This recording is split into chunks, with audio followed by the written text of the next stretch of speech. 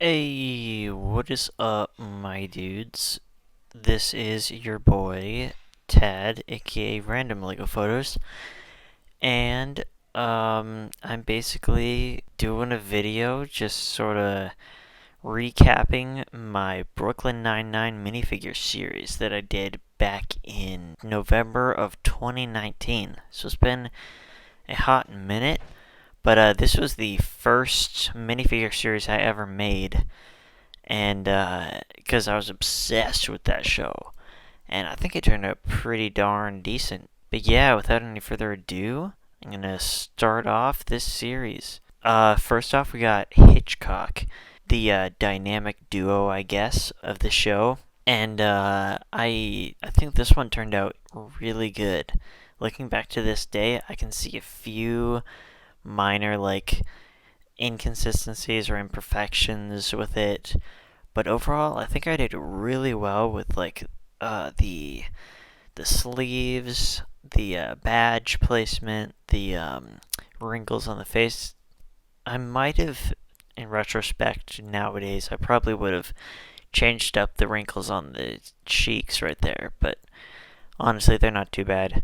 Then the hair, honestly, like that one was you don't see that too much on minifigures because I don't think they can print fully around the head. But I was able to kind of get away with making that, even though it might not have been exactly accurate. Next off, we got Scully, and this guy, he's like definitely one of my favorite characters from the show. This one is probably, honestly, the laziest figure in the series. So the thing is with this one, I was originally planning on making the series for a Lego Ideas set, but that ended up not working out. Um, and so what I was wanting to do was make brand new printed heads, basically, but keep the hairs as like pre-existing Lego pieces. So you'll see in some other figures that I could have made a more detailed hairpiece, but I kind of went with a original Lego piece just to, fit with the style. But this one is definitely not my greatest minifigure edit. As you can see, the wrinkles don't completely match up. They're not that smooth. And there's not too much extra detail that isn't on an actual minifigure. But I do think that I got all the badges pretty spot on with making that line through them where the printing would have cut off. And then we have Rosa Diaz, which honestly, this one is probably one of my most accurate figures ever. Just the way the hair that I had that I picked out for it, and the way the headpiece was, which I used the original Black Widow headpiece as the base of it. It just came together so insanely perfectly. And the torso that I had that I gotten pretty soon before making the series. It just worked out so perfectly to perfectly capture Rosa Diaz, and I think the eyebrow with the cut in it and the small mouth just perfect. So the next one is Gina Linetti from Brooklyn Nine-Nine, and while it's not insanely accurate, I do think I captured her likeness pretty darn well, and the sweatshirt is pretty good. It definitely captures her personality. And fun fact: this was actually the first. I think the first post I had that was like shared by the actual actor or actress. Yeah, Chelsea, whatever her name is, she ended up sharing this on her story, and I was floored. It was kind of insane.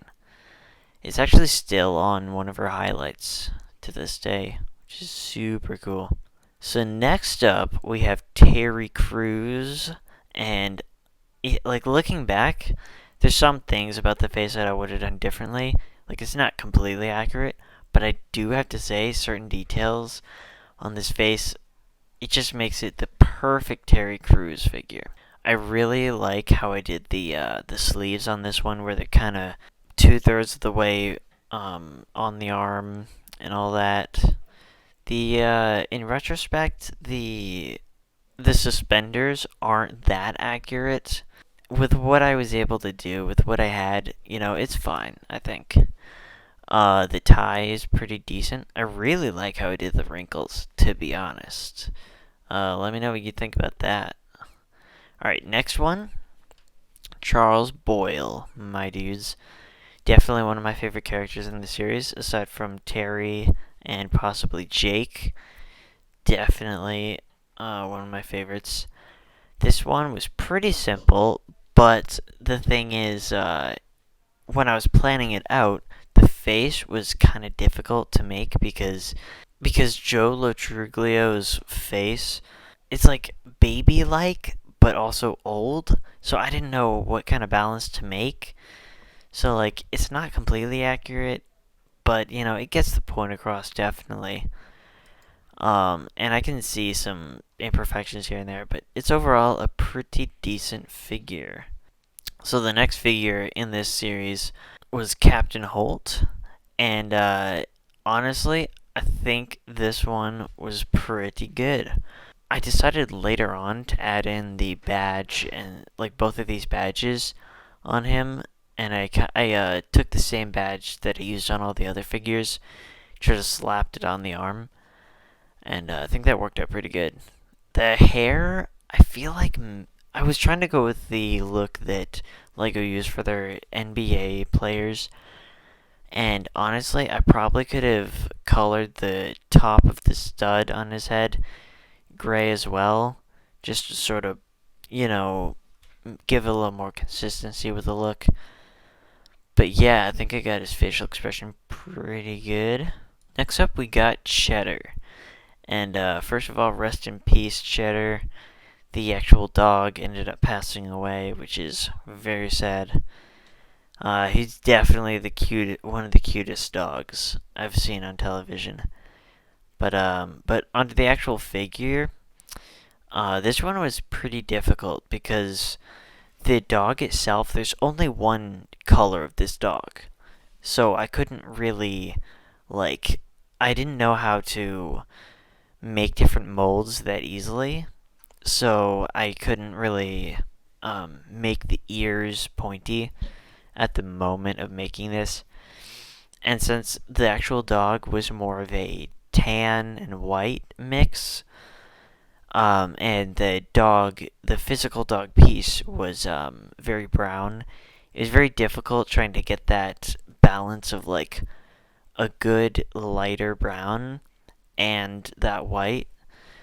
It ended up it's not perfect by any stretch, but I think it definitely gets the point across. Next up, we got Amy Santiago. And again, my perfectionist brain is telling me, all the imperfections on this one. But I think it turned out pretty decent. I captured her likeness pretty well, and somehow lightened the skin around all the facial features to make her kind of that Hispanic skin color that's different from black but not quite white. So I think I got that one down pretty good. And then finally, we got ya boy, Jake Peralta. Now, I think the torso is pretty much perfect on this one.